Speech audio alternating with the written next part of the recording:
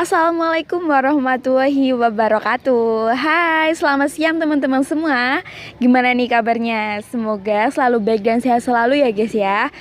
Nah, nggak terasa loh kita berjumpa lagi tentunya di mata kuliah Sufi Healing 2. Ya, walaupun online lagi dan belum bisa bertatap muka langsung, tapi nggak apa-apa dong ya.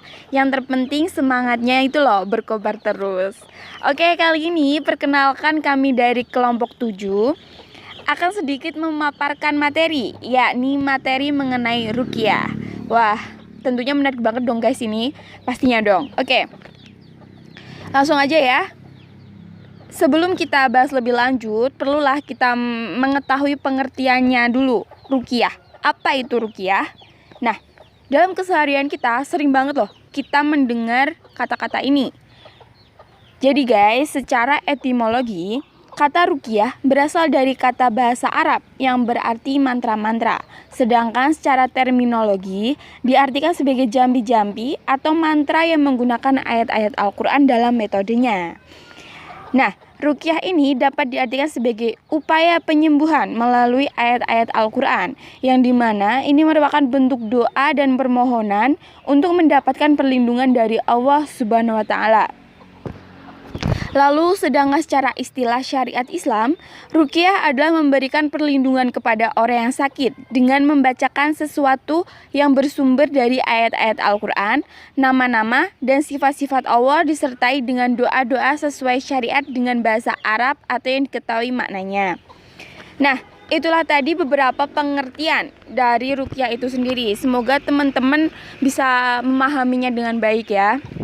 Nah, selanjutnya yakni mengenai macam-macam dari ruqyah. Jadi teman-teman semua, ruqyah itu terbagi menjadi dua, yakni ruqyah syariah dan ruqyah syirkiyah. Untuk ruqyah syariah, yakni ruqyah yang sesuai dengan syariat Islam dan memenuhi syarat-syaratnya. Nah, sedangkan yang syirkiyah adalah ruqyah yang mengandung unsur syirik dan diharamkan oleh Islam. Nah, kedua ruqyah tersebut itu pastinya memiliki perbedaan, dan tentunya yang dianjurkan oleh Nabi adalah ruqyah syariah, di mana ruqyah ini merupakan sesuai dengan tuntunan agama, baik media maupun tekniknya. Karena memang perbedaan di antara keduanya yaitu ruqyah syariah dan ruqyah syirkiyah beda-beda tipis ya guys ya. Nah, menurut Muhammad Natsir, di era modern ini ternyata masyarakat masih banyak yang tertipu dengan ruqyah syirkiyah. Untuk itu perlu adanya kita mengetahui ciri-cirinya tersebut. Misalnya ya, di antara keduanya yakni ruqyah syariah dan ruqyah syirkiyah, memang sama-sama terdapat bacaan-bacaan ya, misalkan bacaan ayat kursi maupun lainnya. Tapi di dalam ruqyah syirkiyah ini terselip terdapat kayak mantra-mantra gitu, maupun dalam prakteknya ada terdapat kembang ataupun dupa dan lain-lainnya itu. Nah, maka dari itulah misalkan kita tertarik untuk mengikuti suatu ruqyah, perlulah kita jeli ataupun berhati-hati dalam melakukan praktek ruqyah tersebut.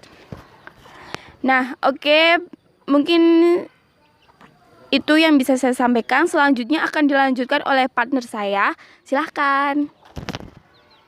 Oke guys, selanjutnya saya akan menjelaskan tentang syarat-syarat ruqyah. Syarat-syarat dalam ruqyah itu ada 3. Yang pertama, ruqyah harus menggunakan kalam Allah Subhanahu wa Ta'ala atau dengan asma dan sifatnya. Yang kedua, harus menggunakan bahasa Arab atau dengan bahasa yang dipahami kandungannya oleh orang lain. Yang ketiga, hendaklah diyakini bahwa bacaan ruqyah tidak berpengaruh dengan sendirinya, tapi berpengaruh karena kuasa izin Allah Subhanahu wa Ta'ala. Selanjutnya adalah syarat seorang peruqyah. Dalam buku karangan Syekh Muhammad Asy-Syahim, persyaratan bagi peruqyah antara lain mempunyai iman yang kuat, bertakwa kepada Allah Subhanahu wa Ta'ala, mempunyai kepribadian yang kuat, mempunyai tujuan yang baik, hendaknya si penyembuh termasuk ulama yang mengamalkan ilmunya. Dan yang terakhir, mampu membentengi diri. Selanjutnya yaitu ketentuan meruqyah. Ada beberapa ketentuan dalam meruqyah. Di antaranya, ruqyah tidak mengandung unsur kesyirikan. Ruqyah tidak mengandung unsur sihir. Ruqyah bukan berasal dari dukun, paranormal, orang pintar, dan sekolongannya. Ruqyah tidak mempergunakan ungkapan yang tidak bermakna atau tidak dipahami maknanya. Ruqyah tidak dengan cara yang diharamkan seperti dalam keadaan junub, di kuburan, dan lainnya. Yang terakhir, ruqyah tidak mempergunakan ungkapan yang diharamkan seperti celaan dan lainnya. Halo guys, sekarang giliran saya. Di sini saya akan menjelaskan tentang bacaan-bacaan ruqyah, yang mana di sini ada sumber 3 bacaan ruqyah yang melalui Al-Quran, hadis, dan salah satunya adalah dengan cara berzikir. Di sini ada yang dari Al-Quran sendiri, ada Al-Fatihah, ada ayat kursi, ada 2 ayat terakhir surat Al-Baqarah dan surat Al-Mu'awwizatain, yang mana surat-surat tersebut yang mengandung makna yang tinggi. Seperti halnya surat Al-Fatihah. Surat Al-Fatihah sendiri merupakan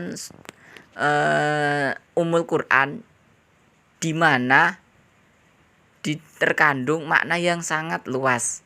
Surat Al-Fatihah sendiri juga merupakan surat as-safiyah, yaitu obat, yang berarti penyembuhan dan keselamatan sendiri.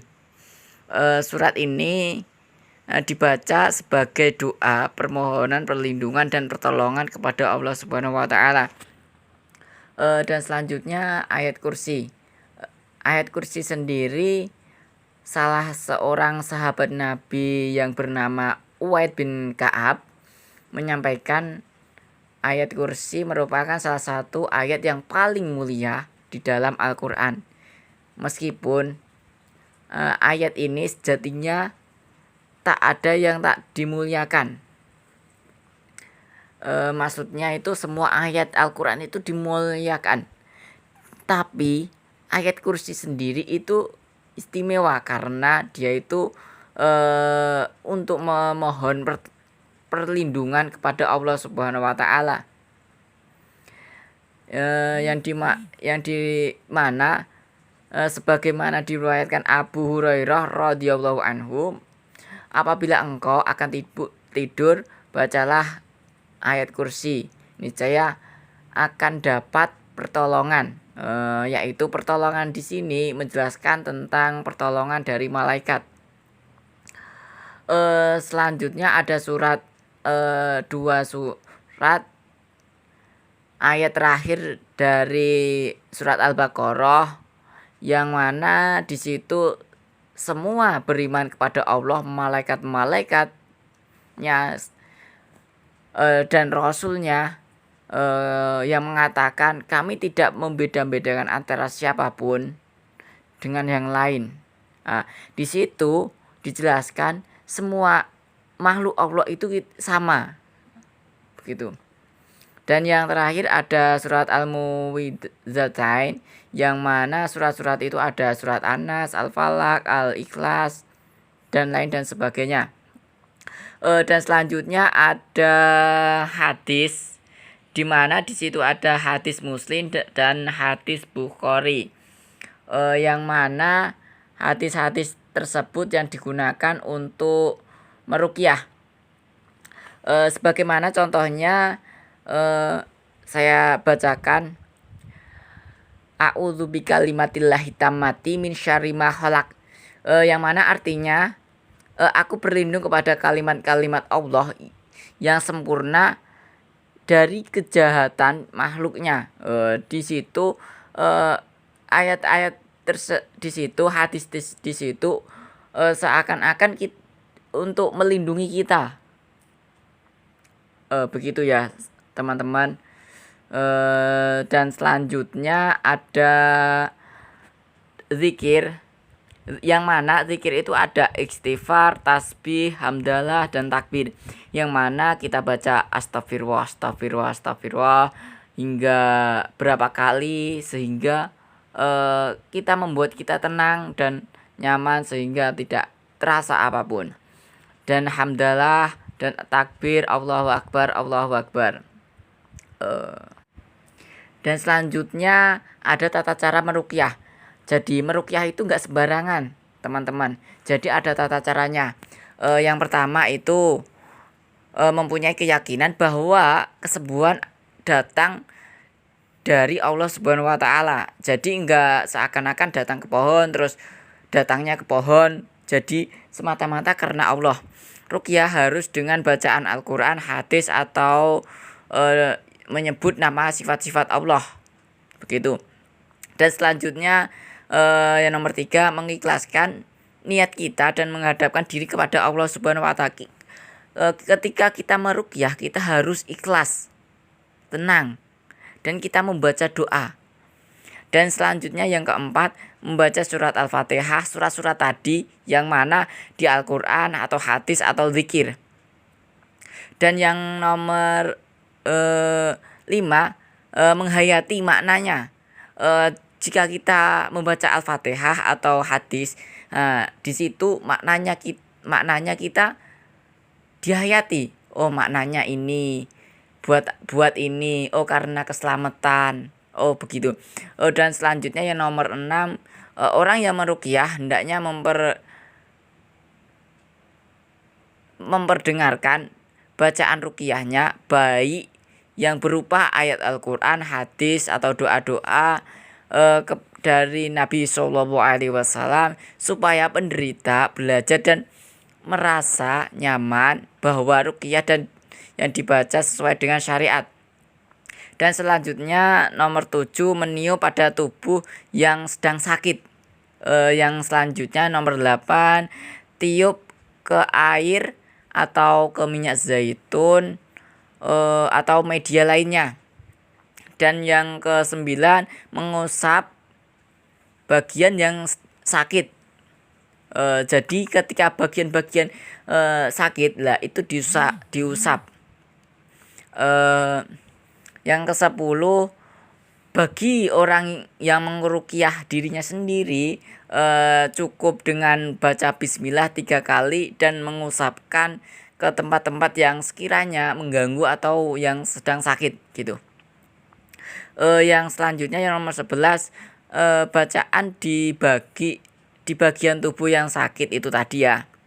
Yang selanjutnya nomor 12, apabila penyakit berada di sekujur tubuh dan tidak terdeteksi bagian mananya, alangkah baiknya kita itu membacakan di depannya. Seumpama di depanku itu tidak boleh membelakanginya, harus di depannya orang yang mau diruqyah. Begitu. Dan selanjutnya ada penyakit yang bisa disembuhnya. Di sini ada penyakit medis, penyakit psikologis, dan penyakit pengaruh sihir. Penyakit medis sendiri itu ada hipertensi, diabetes, ginjal, dan lain sebagainya. Nah itu. Dan selanjutnya penyakit psikologis. Penyakit psikologis ini gelisah, depresi, dan sebagainya. Dan selanjutnya ada penyakit pengaruh sihir. Penyakit pengaruh sihir ini bisa guna-guna, sihir sendiri, hipnotis, atau dan sebagainya. Sekian dan terima kasih. Kurang lebihnya bisa didiskusikan, ditanya jawabkan. Terima kasih. Wassalamualaikum warahmatullahi wabarakatuh.